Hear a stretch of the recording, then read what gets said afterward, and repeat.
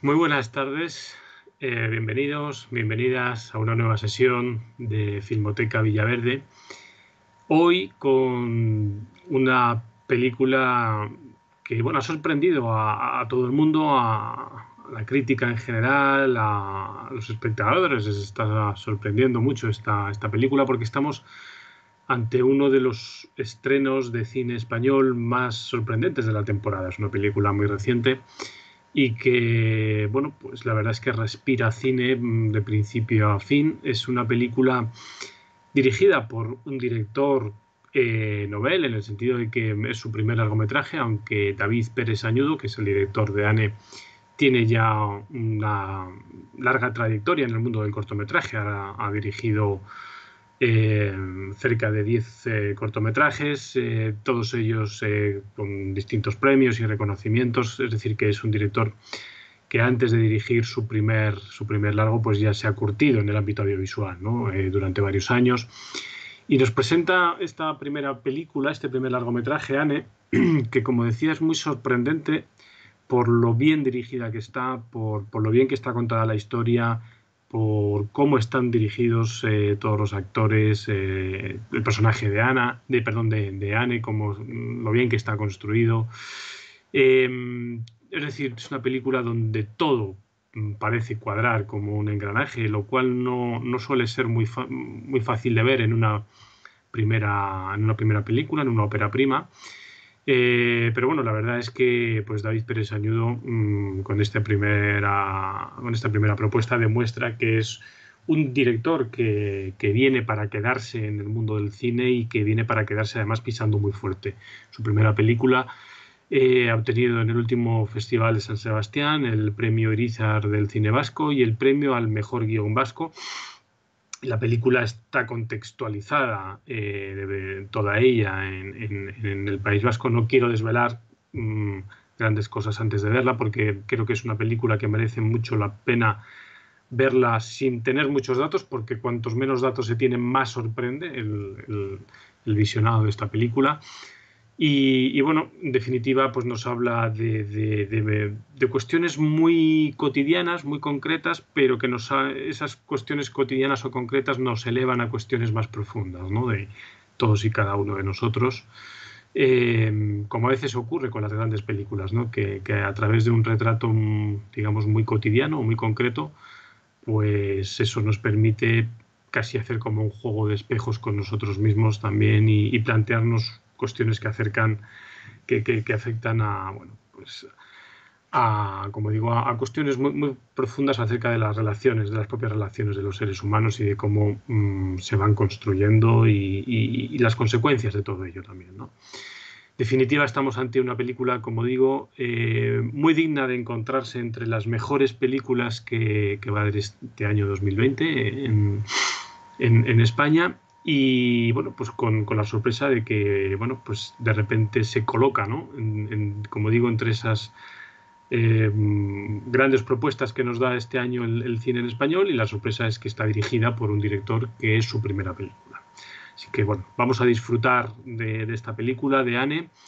Después del visionado de la película vamos a contar con su director, con David López Añudo, y con él podremos hablar de cómo ha dirigido este proyecto, de cuál ha sido su experiencia dirigiendo su primera película, cómo dirigió pues a actrices, ¿no? Como López Arnaiz, que está inmensa, ¿no? Interpretando este papel de la madre, ¿no? de Anne, y que además ella prácticamente lleva el peso de casi toda la película porque es el eje central, ¿no?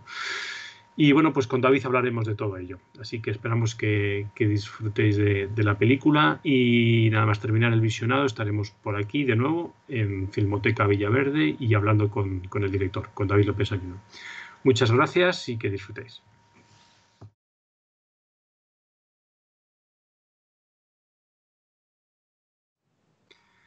Muy buenas tardes a todos de nuevo. Ya estamos de vuelta después de haber visto esta extraordinaria película, Anne. Y ya tenemos con nosotros a David Pérez Añudo. David, muy buenas tardes. Muchísimas gracias por estar con nosotros en Filmoteca Villaverde. Muchas gracias a vosotros. Nada, es un placer estar estar charlando un ratito. Nada, tengo que agradecerte doblemente, la verdad, porque estás haciendo un esfuerzo, te hemos pillado en un momento que tienes un montón de actividad y te hemos pillado así deprisa corriendo. De verdad que te lo agradezco muchísimo el esfuerzo de que estés aquí hoy. Lo primero de todo, David, vamos, quiero darte mi modesta y mi más sincera enhorabuena por la película. A mí me ha gustado muchísimo. Ahora, bueno, podemos hablar ahora de un montón de detalles, ¿no? de la película, pero a mí la verdad es que me ha gustado muchísimo. Creo que es una película que demuestra una solvencia cinematográfica por tu parte difícil de encontrar en una ópera prima, así que la verdad es que a mí me ha sorprendido tan gratamente que, bueno, yo creo que va a ser una de las películas del año, o por lo menos ojalá que lo sea, ¿no? Si yo no me equivoco, David, creo que tú ya tenías una larga trayectoria en el ámbito del cortometraje y que antes de afrontar este proyecto, pues ya tenías una experiencia bastante larga en ese ámbito. Me gustaría que nos contaras cómo pues fue surgiendo el proyecto, ¿no? Es decir, tú ya venías, como digo, de hacer varios cortos. ¿En qué momento decides que ya es el momento de afrontar el largo y de meterte con esta historia? Bueno, pues en primer lugar, muchas gracias por las palabras, que nos enorgullecen mucho y es muy agradable, ¿no? Pues después de un proceso tan largo, escuchar comentarios positivos, ¿no? Y joder, gracias a vosotros por querer charlar un rato y por interesaros por la peli. Bueno, el proceso empezó en 2016.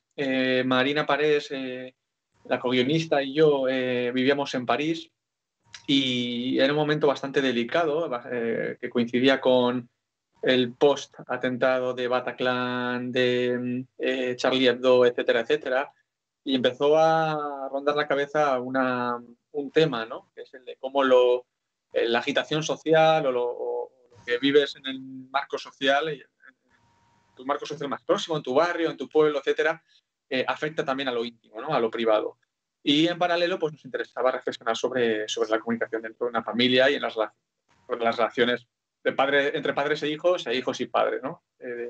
Esta relación de doble dirección, de bidireccionalidad que todos conocemos. Y ese fue un poco el punto de partida. Claro, a partir de ahí lo llevamos a un terreno que conocíamos mejor, que es el Euskadi 2009, y fuimos construyendo año a año un guión como el de la peli, ¿no? Un guión en 2 tiempos, para bien o para mal. Es una historia bastante fronteriza entre géneros, fronteriza también porque Anne es un personaje de 17 años, que es una edad fronteriza en el sentido más nacional, porque se cruza la frontera. Bueno, es una película de líneas divisorias, ¿no? Para bien o para mal, porque es donde se sitúa, yo creo que el riesgo de la película, que funciona como una cuartilla, como una doblez, ¿no? Que tratamos de encajar. La película, cuando uno la ve, se aprecia un cuidado hasta el más mínimo detalle de todos los aspectos que integran, ¿no? la película, desde el punto de vista técnico al guión, de ambientación, etcétera. De hecho, bueno, empezando desde esa plano secuencia de descripción de la casa hasta todos los planos de cómo rodáis esa manifestación, donde la policía va a cargar, todo está hecho al más mínimo detalle. No sé cuánto tiempo habéis tardado en planificar una producción tan cuidada. Pues bueno, agradezco la apreciación, ¿no? Por un lado, hay secuencias hay fragmentos de la película que van permaneciendo en la cabeza de uno y que las va teniendo muy claras, porque igual a nivel formal se quiere contar algo también con la cámara, ¿no? Pero también es cierto que hay secuencias, fíjate, aquí también está la idea de frontera, ¿no? Y la mezcla. Hay secuencias muy calculadas y hay secuencias hechas como arrebato, ¿no? Como algo muy sensorial y muy impulsivo que uno siente prácticamente en el set porque ve algo que le interesa, ¿no? Sobre todo en ese final, con las cargas policiales, etcétera, etcétera. Sí, yo creo que ha habido un poco de todo en ese sentido. Y sí, bueno, sí que lleva tiempo. Claro que se cocina a fuego lento este tipo de cine, por la propia exigencia financiera. Claro. Me ha llamado mucho la atención también la propia ambientación que hacéis de las distintas escenografías, por decirlo de alguna manera, ¿no? Los cambios tan radicales, por ejemplo, que hay de una casa a otra, por ejemplo, de la casa donde vive Anne con su madre, a la casa de su suegra, por ejemplo, de su ex-suegra. Creo que habéis hecho ahí, como te decía, una ambientación extraordinariamente cuidada, y me gustaría que nos contaras un poco cómo planificasteis esa ambientación, porque me imagino que, bueno, pues lógicamente a través de esa ambientación queréis decir muchas cosas también de los personajes que viven en esas casas o que están dentro de esos ambientes, ¿no? Bueno, yo creo que hay una conexión, ¿no?, entre la escritura de guión, la dirección y la dirección artística de Izaskun Urquijo, que venía de hacer una película como Errementari, ¿no? Y que, hay una reflexión en la que también participa la dirección de fotografía, y yo creo que responde a una idea, ¿no?, a una reflexión y a una premeditación, no solo a un gusto estético. Me explico. Seguramente desde fuera el universo vasco se asocia con algo bucólico, con la idea del verde, del caserío, de una zona montañosa. Y es curioso porque es una de las zonas más densamente pobladas. De hecho, Bilbao tiene uno de los barrios más densamente poblados de Europa. Es una zona tremendamente industrializada y salvo Álava, con poco terreno libre en muchas ocasiones. Y de la misma manera, las ciudades vascas se asocian a un bienestar, a un nivel adquisitivo medio muy elevado. Y aquí, claro, se retrata pues otro tipo de vasco y otro tipo de sociedad que también existe, ¿no? Y eso se da en la calle, se da en los exteriores, pero también debía darse en los interiores. También había que mostrar un tipo de vivienda, pues, que es muy básica o muy estándar, pero al mismo tiempo muy genuina, ¿no? Siempre decimos que esta película podría ocurrir en cualquier lugar, pero que ocurría aquí, ¿no? En Vitoria. Vamos a, si quieres, hablar un poco de los personajes. A mí me parece, bueno, que están todos, todo el reparto hace unas interpretaciones absolutamente magistrales, pero el personaje de la madre, interpretado por Patricia López Arnaiz, ¿cómo lo preparaste con ella? Es decir, hace un papel, yo no sé si se llevará luego ya mejor actriz protagonista, desde luego yo creo que debería. No se me ocurren mejores interpretaciones femeninas para esta temporada, la verdad. Está descomunal, o sea, es que prácticamente además es un poco el eje, no sé si eso lo teníais claro desde el principio, es un poco como el eje de toda la historia, ¿no? Y cómo se carga emocionalmente a los hombros toda la película, ella, es increíble. No, pues yo creo que en el proceso del guión hubo un momento en el que decidimos, ¿no?, que tenía que haber un cambio en la protagonista, ¿no? Que de repente teníamos que darle algo más, que el personaje era más importante incluso que la historia. Y ahí, pues, cuando ya teníamos ideado que el personaje de líder de esta madre, encarnado por Patricia, iba a ser el punto de fuga, ese rostro que el espectador quisiera mirar, que al que quisiera acompañar, claro, le dedicamos mucho mimo a partir de, una vez asimilada esa propuesta, le dedicamos mucho mimo. Y ahí creo que tuvo mucho que ver también Marina, que estuvo muy presente en todos los ensayos, y también Patricia. No hemos tratado de ensayar hasta buscar la mejor manera de decir cada frase. Hemos ensayado muchísimo, pero siempre desde la reflexión, ¿no? Siempre desde el conocimiento de un personaje, muchas conversaciones más que muchos ensayos. Y claro, luego está la capacidad, ¿no?, de cada actriz. Ahí está la materia prima y, como en el fútbol, pues con un buen delantero se marcan más goles, ¿no? Y esto es un poco igual. Yo creo que los actores y las actrices y los técnicos pues te hacen mejor o peor director. Pero además es que, bueno, aquí están todos extraordinarios. Es que hasta los personajes que son más secundarios están todos a un nivel buenísimo. Es decir, desde Callejo hasta, bueno, todos los demás, ¿no? Es decir, el padre, por ejemplo, incluso el papel del padre, que es quizá un personaje un poco más secundario, pero entre comillas, porque es un personaje que está presente incluso en las escenas en las que no está, ¿no? Porque, bueno, la referencia al padre, lógicamente, es importante en la película, ¿no? ¿Cómo articulasteis, ¿no? Me imagino que eso desde el inicio en el guión no debe ser fácil, ¿no? Articular todos esos vínculos, esas relaciones entre todos los personajes, entre los principales y los secundarios, para que funcionen tan bien como funcionan aquí. De alguna manera parece que hay como un engranaje, ¿no? Casi a la perfección de esas relaciones entre todos los personajes. Bueno, yo creo que hay apuestas, ¿no? Normalmente cuando tienes, arranca la preproducción, ¿no? El dinero es limitado y tienes que decidir dónde pones, ¿no? En qué cesta pones todos los huevos o cómo los repartes. Entonces, para mí, no es una película que tenga grandes alardes técnicos en cuanto a uso de maquinaria, uso de travelings, de grúas. Ujú. Es muy nervioso el lenguaje, hay mucha cámara en mano. Y mi exigencia fue pasar mucho tiempo con los actores. Yo ensayé con todos. Todos los actores. Pasamos tiempo ensayando, charlando y sobre todo conociendo el tipo de propuesta que queríamos hacer, ¿no? Hay algo que ocurre con el cine, ¿no? El tempo cinematográfico no es idéntico al tempo de la realidad. Igual que el espacio cinematográfico no se corresponde con el espacio de la realidad. Ahí entra la manipulación del lenguaje, ¿no? Para dilatarnos el tiempo, para hacernos creer que las distancias son otras, etcétera, ¿no? Dos personajes mirando de primer plano a primer plano, pues ahí la distancia se contrae, ¿no? De repente. Y esta es una idea con la que nosotros trabajábamos mucho, hacerles pensar a los espectadores que no pasaba nada si había silencio, no pasaba nada si no siempre, no en cada segundo, en cada instante estaban ocurriendo cosas desde un sentido climático. Y esa pausa, ese reposo, yo creo que lo interpretaron bien casi todos y que nos ha permitido, yo creo, que naturalizar bastante las interpretaciones. Ujú. Sí, de hecho, gracias a ese silencio o a ese reposo del que estás hablando ahora, a mí, por lo menos como espectador, me parece que se aprende mucho de los personajes en esos silencios. Es decir, la película está hablando de un montón de cosas cuando no hay diálogo hablado, ¿no? También. Y me imagino que, bueno, pues eso tiene que ver con todo ese planteamiento, ¿no? Que nos estás contando, ¿no? De cómo los personajes sin hablar nos están contando infinidad de cosas de la comunicación entre ellos, ¿no? Ujú.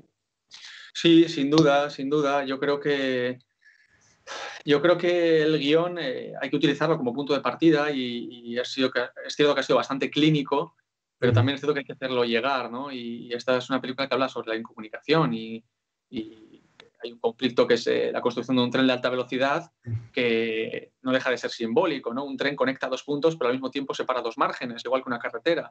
En Madrid lo vemos, la M30 pues, está soterrado en según qué parte, pero en otras es una línea de contención de barrios ricos sobre barrios pobres. Ujú. Así resumiendo mucho, ¿no?